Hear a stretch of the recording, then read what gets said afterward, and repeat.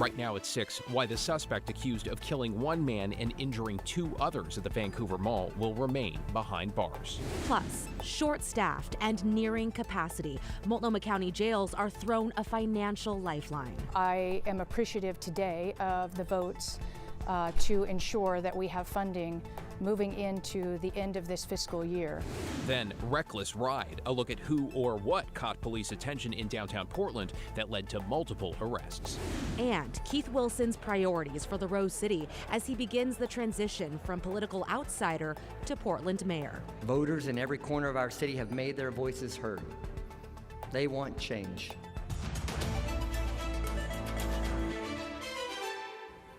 Good evening. 2 days after Election Day, and Multnomah County Election says it will take them a bit longer than usual to count ballots after a record surge of late returns. Thanks for joining us. I'm David Molko. And I'm Christine Pitawanich. The Elections Office says it received 133,000 ballots on Election Day. That is 20% more than the previous record, and it's going to take a few more days until they get through them all. Though with tonight's new results released, the leading candidates in all city council districts have not changed. Let's run you through them. In District 1, that is east of I-205, the top 3 are climate justice advocate Candace Avalos, former Multnomah County Commissioner Loretta Smith, and lobbyist Jamie Dunphy. In District 2, North and Northeast Portland, the leading candidates continue to be Samir Kanal, inclusive policy manager for the city of Portland, policy and advocacy consultant Alana Purtle-Guinea, and City Commissioner Dan Ryan. Now to District 3, that is most of inner Southeast. The Oregonian has called one seat for former City Commissioner Steve Novick. Tiffany Koyama Lane and Angelita Murillo are leading the pack after him. Finally, District 4, west of the Willamette, policy advocate Olivia Clark is a projected winner in this one.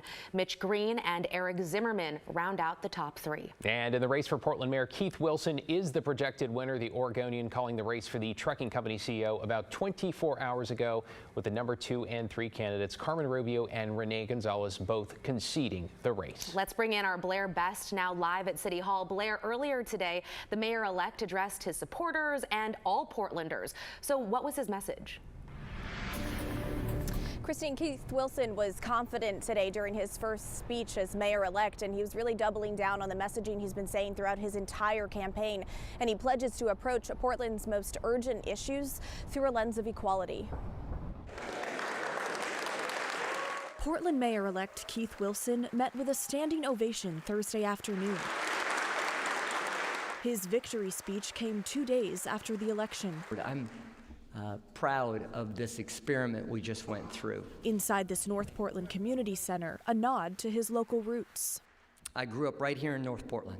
Wilson projected confidence in a short speech, acknowledging his position as a political newcomer. A lot of you may have just found out about me 9 months ago when I announced my campaign. He touched on his plan for Portland's most urgent issues. What does real change for Portland mean? In my administration, it will mean treating the crisis on our streets like a crisis. It will mean returning our city to the promise of the city that works. In second place in the race for mayor was current City Commissioner Carmen Rubio. She conceded Wednesday night, saying in part, quote, "I'm glad that we have someone who clearly believes in Portland. My hope for him is that he enters City Hall with a desire to listen and learn from those who have been working hard to get Portland back on its feet." Mayoral candidate and current City Commissioner Renee Gonzalez, known for his more controversial homelessness policies, released his concession statement, saying in part, quote, "Though this wasn't the outcome we hoped for, I'm immensely proud of the movement we've built together. We've brought real issues to the forefront: public safety, livability, housing, and accountability." Voters aren't interested in politicians pointing fingers. They just want us to get things done. Supporting Wilson on Thursday, dozens of longtime Portlanders. The new regime. He has management background. He has a heart for people. Yeah, I'm very optimistic. If anybody can fix Portland, Keith can. Also there, a handful of elected officials, including Dan Ryan, current city commissioner who's leading the race for City Council District 2. The voters picked him, so it's like you got to get behind your leader. This is local politics. This isn't partisan fighting. This should be a city that's focused on infrastructure, it's focused on public safety, and it's focused on economic development. Now, Wilson says he's already talked with Governor Tina Kotek and Portland Mayor Ted Wheeler asking for guidance during this transition. He says they've already committed the full weight of their offices to him.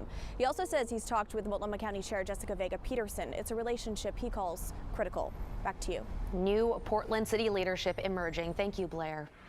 Meanwhile, the two big congressional races in Oregon and Southwest Washington are still too close to call. In Oregon's 5th District, Democrat Janelle Bynum widened her lead this evening over incumbent Republican Lori Chavez-DeRemer. She now leads by nearly 3 points, a margin of just over 10,000 votes. And in Washington's 3rd Congressional District, that is the rematch, of course, between Democratic Congresswoman Marie Gluesenkamp-Perez and Republican rival Joe Kent. Gluesenkamp-Perez is currently maintaining a slight lead, about 3 percentage or so points over her challenger. The margin there holding at about 12,000 or so votes. Keep an eye on KGW.com, though, for updated results throughout the week. As we've said all week long, we are in this for the long haul, whether it's Saturday, Sunday, whenever those key race calls do come in. In your headlines, Vancouver police are investigating the death of a woman who was found in a car as a homicide. Authorities say someone spotted the vehicle around 4:30 last Friday morning on Blandford Drive near the Evergreen Boulevard overpass. Police say they found 31-year-old Courtney Valencia Clinton dead inside, along with her young child, who was uninjured. We understand that child is now with family. The medical examiner says Clinton died from wounds on her neck. Portland police say they arrested 7 people last night for recklessly riding mini bikes through the downtown area. Investigators say just after 9 o'clock, mini bike riders started doing burnouts in Pioneer Courthouse Square. This is what it looked like from our Skycam. You can see the smoke from the burnouts there happening on the sidewalk right in front of the courthouse. It goes on for about a minute before police arrive and they take off. Officers caught up with them at a gas station on Southeast MLK and Alder and made the arrests. Police confiscated 8 mini bikes in all.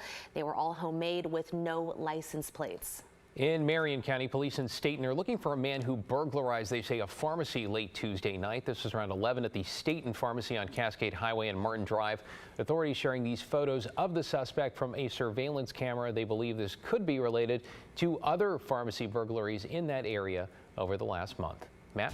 Okay, David, thanks very much. It was a beautiful day around the Northwest, and it's a beautiful evening too. I'm showing you the Dalles live. This is the moon. It's a little bit blown out because of the lighting that we have here. It's a crescent right now, but just about to set down there is the planet Venus. So if you look to the southwest, you'll see both of those outside tonight. 46 degrees in the Dalles, but boy, what a day.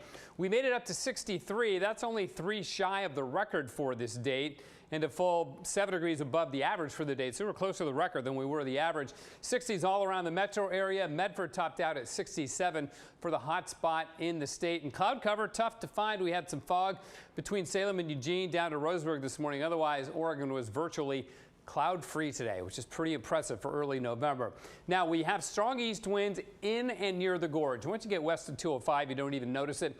We'll see those winds weaken, though, in those windy areas, and we'll have another warm afternoon tomorrow.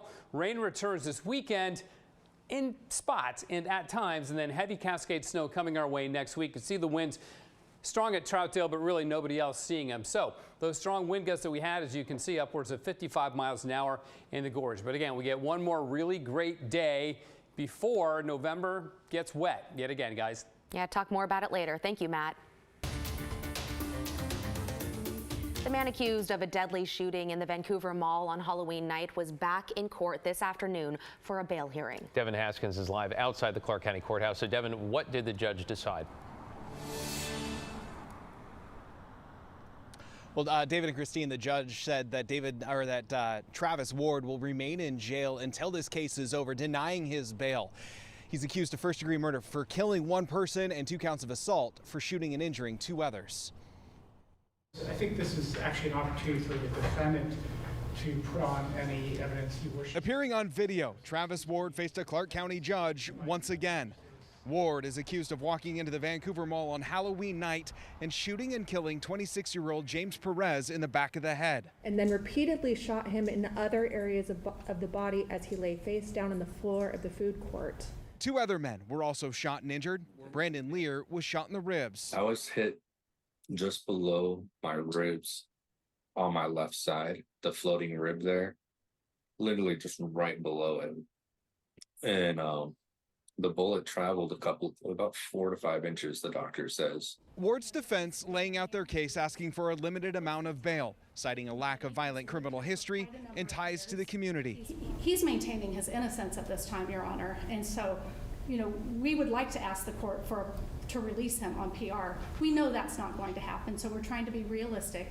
And so we are asking the court to set a bail amount in this particular case. But the county prosecutor argued he should remain in jail until further notice.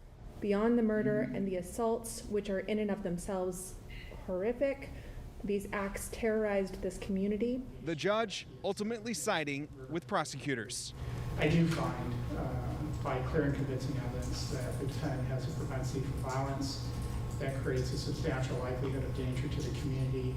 I do find it's appropriate to hold him without bail pending resolution of this case.